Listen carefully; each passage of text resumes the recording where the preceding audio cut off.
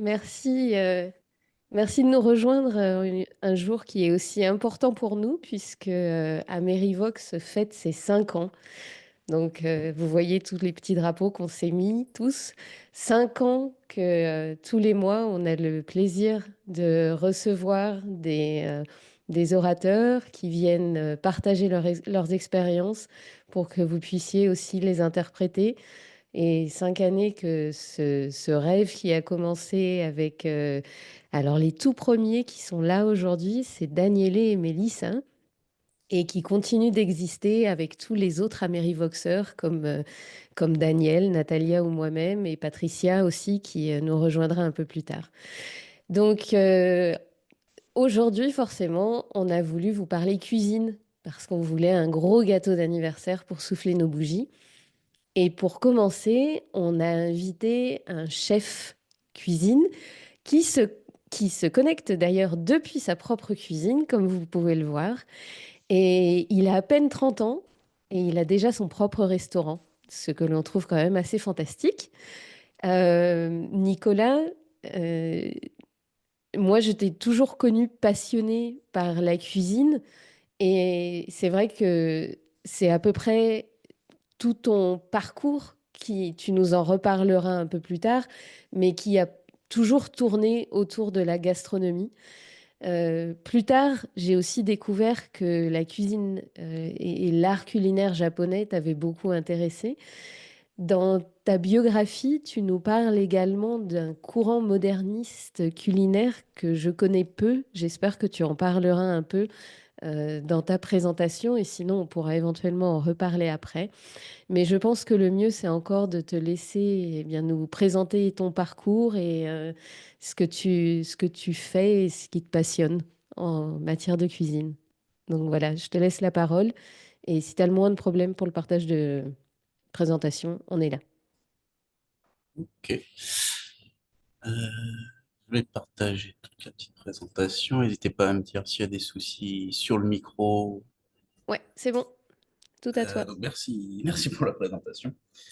Euh, donc pour développer un peu le sujet aujourd'hui autour de la cuisine, penser avec ses mains, euh, pour faire quelque chose d'assez intéressant, je pense, pour Amerivox, et dans le thème dans lequel vous évoluez, d'essayer d'approfondir le plus possible les choses. J'ai décidé d'attaquer par un biais un peu particulier qui est propre à l'artisanat.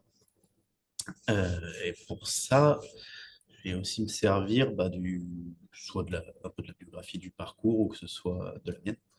Et aussi de la situation au restaurant où je travaille tous les jours avec Paul,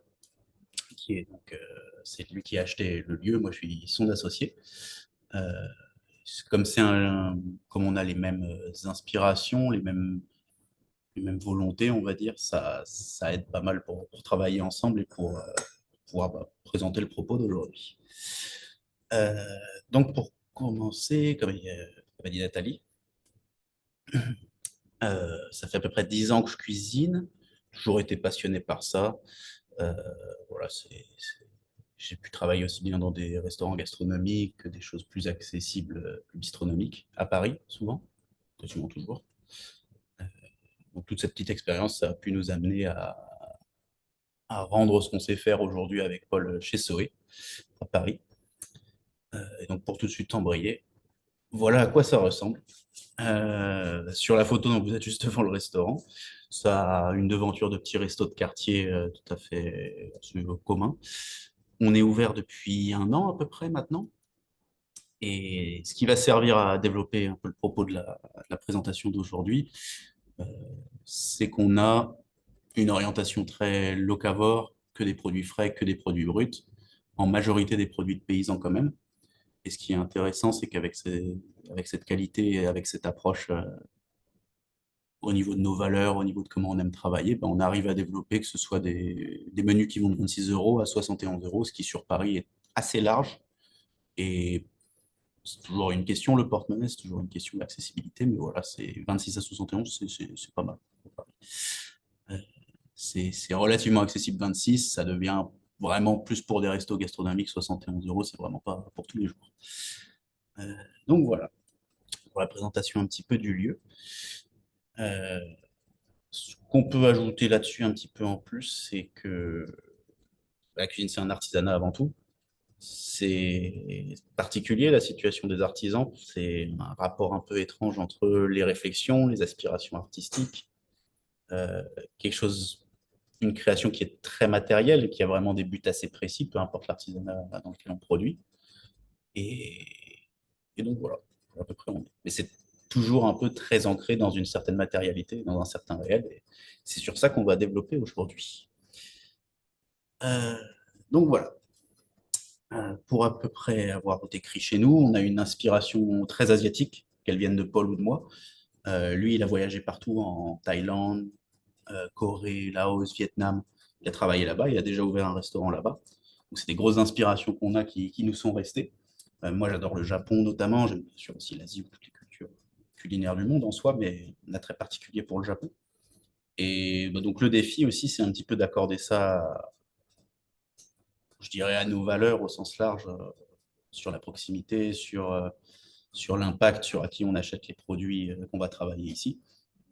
Euh, Forcément, avec des cultures différentes qui ont des produits qui viennent de l'autre bout du monde, ça ne va pas être faisable. Donc, on va pouvoir commencer à voir à peu près comment on s'attaque à tout ça. Euh, Comme dans n'importe quel sujet artistique, pour commencer la présentation, il y a forcément de la contrainte, que ce soit au niveau du budget, au niveau des budgets, bien sûr, au niveau des moyens qu'on va mettre en œuvre pour produire, euh, au niveau du matériel disponible, de tout ce qu'on a. Et chez les artisans, c'est particulièrement important, notamment en cuisine, où on a tendance peut-être, de par l'image qu'a notre métier, à voir le côté que les restaurants prestigieux ont un grand chef avec une créativité absolue et qui va sortir des plats qui seront 3 étoiles.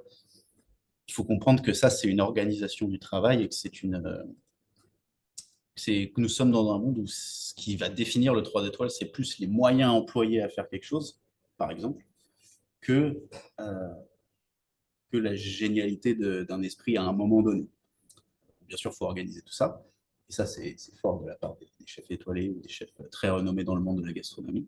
Mais forcément, dans notre créativité, dans la manière d'aborder la cuisine qu'on va faire, il y a toujours la question du budget. Et c'est plus difficile de faire un plat qui est délicieux, qu'on va vendre 10 euros à des clients tous les jours, que de faire un menu qui est délicieux à 200 euros avec 10 cuisiniers derrière, employés, qui vont pouvoir travailler des produits d'exception très chers. Voilà.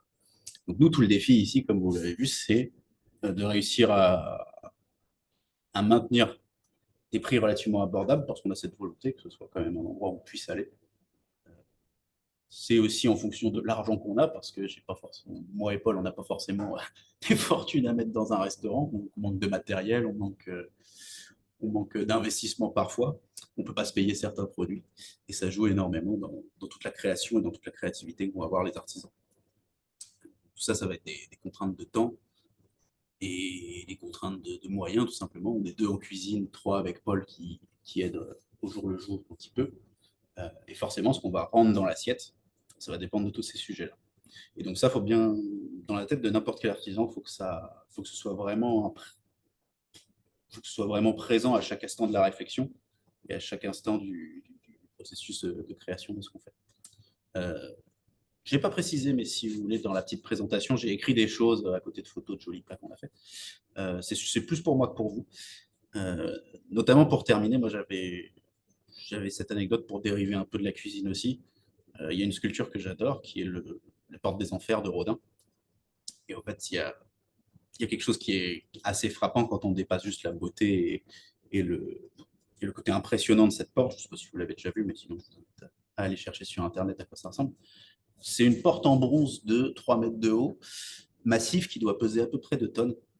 Euh, et pour le cas des sculpteurs, c'est des artisans aussi bien que des artistes, parfois plus des artistes. Rodin, qui est un artiste mondialement connu, évidemment. Quand il a construit ça, on a son nom en tête. Il faut se dire que la réalité, c'est qu'il y avait au moins 20 employés dans ces ateliers, voire beaucoup plus quand ils produisaient plus, et que couler des bronzes de tonnes, ça demande une organisation et ça demande des moyens qui sont colossaux, qui ont fait que, oui, Rodin a émergé à la fin, début du 20e, fin du 19e. Il faut bien comprendre que c'est les moyens modernes qui ont permis de recréer cet artisanat et cette pulsion artistique, parce que c'était plus accessible avec la modernisation, avec la vapeur, avec tout ça. Donc voilà, il y a cet ensemble de possibilités qui s'est créé, qui est devenu, qui a fait qu'il a pu faire ça. Même si ça enlève rien à son génie, même si ça enlève rien au reste, c'est quelque chose toujours à garder en tête pour nous les artisans. Poursuivre là-dedans,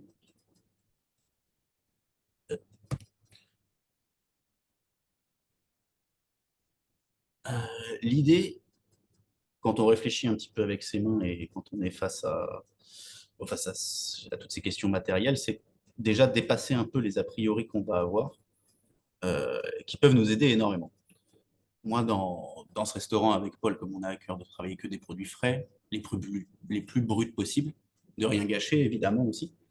Euh, sur tout ce qui va être végétaux, on va réutiliser la peau, on va réutiliser ce qui n'est pas mangeable directement pour, par exemple, les faire infuser, les faire cuire pour faire des bouillons végétales qui vont ensuite servir à faire des sauces. Comme ça, c'est pas perdu.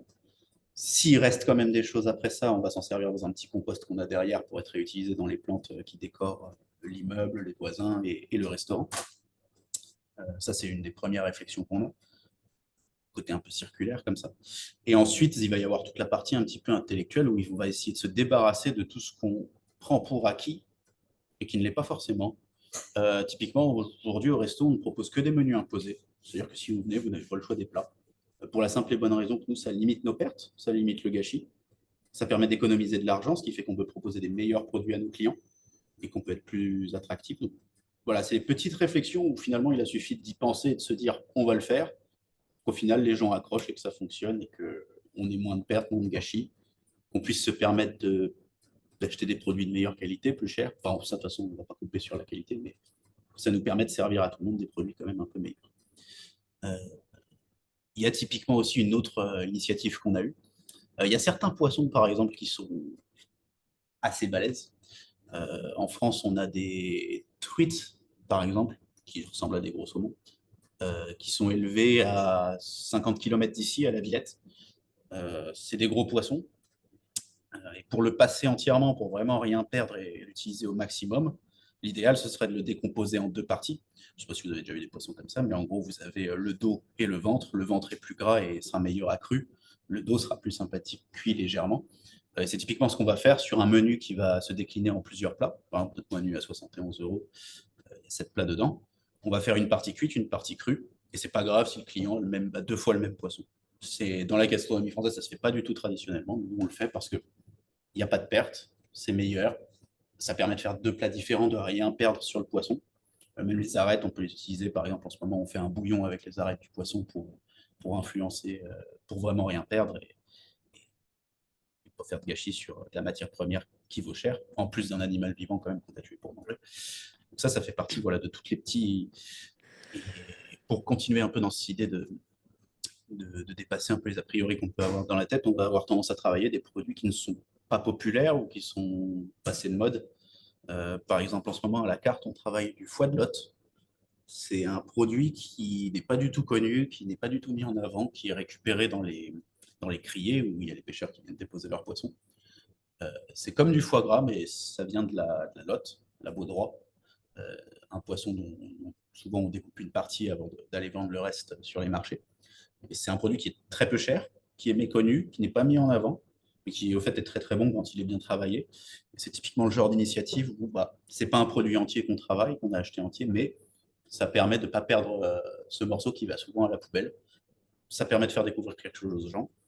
Et c'est vraiment le genre de réflexion qu'on a quand on a tendance à justement travailler avec ses mains, à être tous les jours sur des produits, à le manipuler, à voir à quoi ça ressemble, à savoir la différence, comme je vous le disais, entre le dos et le ventre sur un poisson. C'est des choses qui vous viennent à l'esprit parce que vous mettez vos mains dedans, parce que vous travaillez avec. Euh, pour terminer sur cette partie-là, c'est vrai que notre métier, c'est un métier où on travaille vraiment avec les cinq sens. Aujourd'hui, je sais, quand mon second coupe quelque chose avec son couteau, au bruit que fait la lame, si son couteau est aiguisé ou pas. Je sais si c'est en train de brûler derrière moi en cuisine, parce que le bruit, le crépitement n'est pas le même. À l'odeur, je vais savoir si, pareil, ça brûle, ça c'est plus évident.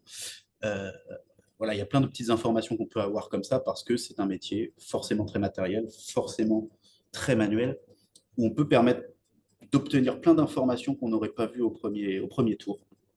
Et parfois même, ça nous fait abandonner nos sens. Pour revenir sur le poisson qu'on travaillait tout à l'heure, quand vous l'avez en entier, que vous dégagez les filets sur la bête, ça vous amène à ne pas, quand vous passez votre couteau dans les filets, vous ne voyez pas ce qui se passe. Vous êtes obligé de vous fier à vos doigts, vous êtes obligé de vous fier à votre ressenti pour comprendre ce qui se passe sous la lame.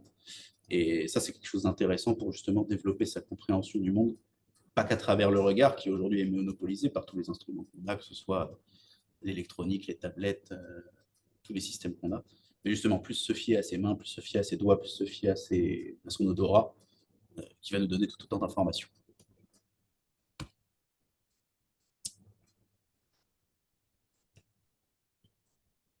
Sur la partie de la créativité, là on a déjà vu voilà, un aspect très terre-à-terre, très matériel, avec des choses qui sont malheureusement auxquelles on ne peut pas couper dans notre monde, les budgets, là, les moyens, le nombre de personnes qui travaillent, tout savoir à manger à la fin du mois et un toit où dormir, on va dire. Pour parler un petit peu plus de l'envie et de la partie artistique de la réflexion, comme on le disait sur le restaurant, on a une approche très influencée par la culture asiatique, mais on travaille que des produits qui viennent de France. Donc comment on intègre ça sans voler les plats, sans tronquer une culture, sans vraiment en ramenant ce qui nous a plu, ce qui nous a touché, ce qui nous a marqué. Ça, c'est un vrai sujet, la question de la cohérence dans ce qu'on fait. Pour moi, c'est très difficile aujourd'hui de prétendre à faire des restaurants franco-asiatiques au sens large dans une ville comme Paris, dans le sens où, très bien, où est-ce qu'on va se fournir le gingembre, la citronnelle, la sauce soja, comment on va travailler ça. Euh, Disons que les objectifs écologiques de la question, ils vont pas être très remplis si on importe la moitié des choses de Thaïlande. Nous, on a fait autrement. On coupe sur une partie des produits qu'on ne pourra pas avoir ici et on cherche pour la majorité. Typiquement, on a trouvé des gens en Ile-de-France qui font pousser du gingembre et de la citronnelle. Un peu surprenant, mais ça fonctionne. On va avoir une approche aussi très multiculturelle, entre guillemets, où sur certaines recettes, alors on va rentrer dans le détail un peu précis de la cuisine, où par exemple, les classiques français qui vont être les bouillons mis dans des plats clarifiés, des bouillons nets, limpides, ils se retrouvent peu en Thaïlande et au Vietnam, mais c'est une manière de retravailler des assaisonnements qu'ils ont là-bas et des méthodes qu'ils ont là-bas. Traditionnellement, au Vietnam et en Thaïlande, il y a énormément de bouillons, il y a énormément de recettes comme ça. Paul, il a été très marqué par ça là-bas, l'aromatique que ça dégage, tout ça. Et nous, on va essayer de les réinterpréter avec les possibilités qu'on a ici en France, euh, sur ce qui va être tous les arômes qu'on va pouvoir ramener avec des herbes qui poussent ici, avec des choses qui poussent ici. On a réussi à trouver du gingembre, de la citronnelle. On en a un autre qui nous fait du basilic thaï. Donc voilà, on arrive à ramener cette touche sans import, ou par des méthodes un petit peu à part. On achète du lait de soja français. On achète par exemple des ferments à tofu japonais. Et on va, sans importer de tofu du Japon, réussir à refaire le même tofu qu'ils font là-bas. On fait un peu tout maison ici, on fait certains fromages nous-mêmes, on fait le tofu nous-mêmes. Et ça va nous permettre de ramener cette fraîcheur qui est introuvable sur tout ce qu'on exportera. Et là, on peut commencer à rentrer dans la conclusion du sujet. C'est que la créativité et la façon de penser en cuisine est totalement circulaire et le problème, c'est qu'elle a un aspect un peu total, où faut être capable de penser à tout en même temps.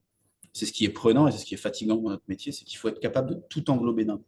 Que ce soit la créativité dans l'âme du restaurant, dans les plats qui vont sortir, dans ce à quoi ils vont ressembler, les goûts qu'ils vont avoir, aussi bien que les coûts en même temps, aussi bien que la faisabilité avec moi et mon second en cuisine quand on va sortir les plats, euh, et même le fait que ça va parler aux gens, que ça va leur rappeler quelque chose, que ça va que ça va les interpeller. Et tout ça, c'est la question de la cohérence. C'est pour ça que j'ai marqué que j'ai marqué dans ma présentation Dune. Dune, c'est un roman de Frank Herbert de science-fiction pour ceux qui ne connaissent pas. C'est un monument de la science-fiction écrit dans les années 50. Et il y a quelque chose qui m'a marqué en plus de tout ce qui est marquant dans ce livre, parce qu'il aborde énormément de sujets, l'écologie, la politique, le pouvoir, c'est sa cohérence. C'est que ce monde paraît à premier abord totalement farfelu et inconcevable. Et pourtant, quand vous ouvrez le livre, cet univers vit, cet univers vous paraît plausible, cohérent, Et quand vous fermez la page, quand vous fermez le livre, vous avez l'impression qu'il continue d'exister parce que les logiques qui sont dedans sont véritables, parce que tout vous paraît vraisemblable, tout vous paraît logique, alors qu'en réalité, il nous parle d'un récit, d'une science-fiction totalement soit ubuesque, avec un messie dans le futur, sur des planètes éloignées, avec des vers de sable géants, et j'en passe, et tous les exemples de choses qui peuvent paraître complètement folles dedans, mais ce récit a une cohérence pour ça. Il a une cohérence parce que dans toutes les logiques qui s'y trament, dans tout ce qui se passe, euh, ça garde tout garde un sens. Et nous, c'est ce qu'on essaye de faire en cuisine, à notre manière, bien sûr, parce que ce n'est pas du tout le même sujet, mais en gardant à la fois tout ce qui va nous travailler en termes de valeur, à savoir une accessibilité, des produits de proximité, pas des choses qui viennent à l'autre bout du monde, des choses qui polluent moins au possible, et en même temps garder cette accessibilité de prix. Il va falloir réussir et c'est tout l'enjeu, penser tout en même temps, réfléchir à tout en même temps, et ça peut venir que si vous avez une compréhension très terre à terre et matérielle de ce qui s'y passe. Si vous n'avez jamais découpé de poisson, vous ne saurez pas quel problème vous allez rencontrer quand vous allez essayer de proposer des plats de poisson dans un restaurant qui est à la fois accessible, prend des produits locaux, euh, pas chers, sans gâchis. Et c'est vraiment une empreinte totale qu'il faut avoir. Et c'est pour ça qu'on le réalise dans un restaurant qui est le nôtre, parce qu'on n'a jamais réussi à le faire ailleurs, en fait. Parce que ça ne peut pas exister ailleurs, parce que les logiques qui seront mises en œuvre par, la, par des entreprises dont le but est de faire de l'argent et que ce n'est pas forcément leur compréhension de notre métier et de notre artisanat, de voir à quel point, comment on peut solutionner des problèmes par des idées très simples parfois. Mais ces solutions ne viennent que la plupart du temps d'une compréhension totale de, de la matière et de comment on la travaille, tout simplement.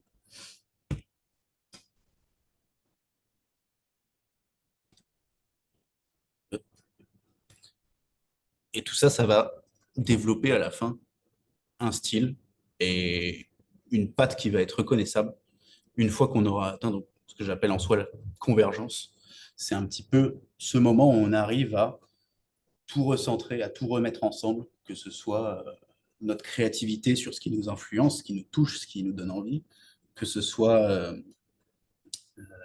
la faisabilité dans l'aspect vraiment technique de tout simplement, je parlais de poisson tout à l'heure, le temps que ça va vous prendre à les découper, le temps que ça va vous prendre à les servir une fois que vous serez dedans, dans votre service, avec les 20 clients à table qui attendent, qu'il faut envoyer des plats, que c'est de plus en plus rapide, qu'il y a de la pression. Euh, tout ça, ça demande un ensemble de cohérence entre la main et l'esprit, ce qui est vraiment à mes yeux finalement la patte de l'artisanat. Euh, c'est pour donner la petite anecdote là-dessus, souvent les gens dans les cuisines professionnelles en général en France, on fait beaucoup d'heures.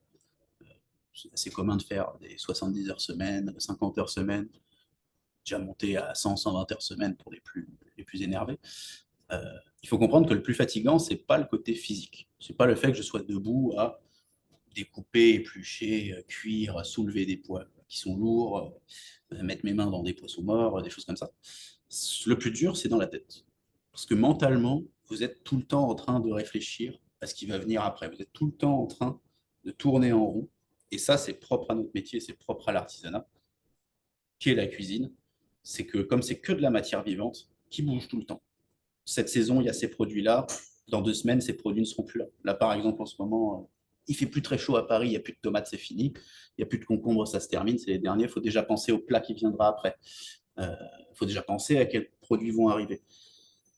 Tout ça, c'est assez prenant et c'est finalement assez spécifique dans notre métier, c'est que on se fatigue plus à réfléchir qu'à manipuler avec nos mains, parce que ça, c'est devenu assez évident et facile, une habitude.